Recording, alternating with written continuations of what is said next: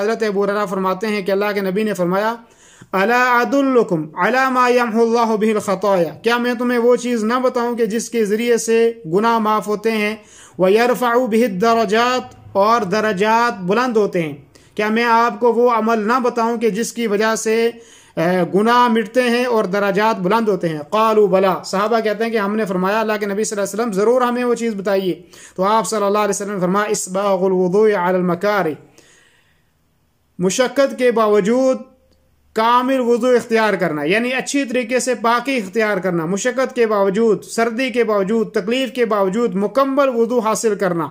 तो फिर क्या होगा, फरमाया व कसरतुल खुता इलल मसाजिद, और कसरत से मस्जिदों की तरफ चल के जाना। व इंतज़ारुस सलाति बअद सलाह, एक नमाज की जमात हो गई है तो मस्जिद में इंतज़ार करना दूसरी नमाज के लिए कि दूसरी नमाज में पढ़ के जाऊँगा। फरमाया फ़ज़ालिकुमुर रिबात, फ़ज़ालिकुमुर रिबात, यही कामयाबी है, यही जंग की हालत में दुश्मन के सामने डटे रहने का नाम है।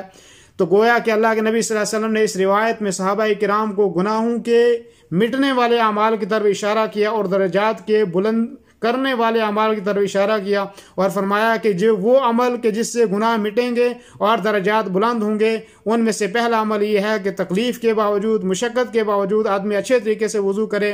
और दूसरी चीज़ फरमाई व कसरतुल खुता इलल मसाजिद, और कसरत से अल्लाह की मस्जिदों की तरफ चलना और एक नमाज के बाद दूसरी नमाज के लिए इंतज़ार करना।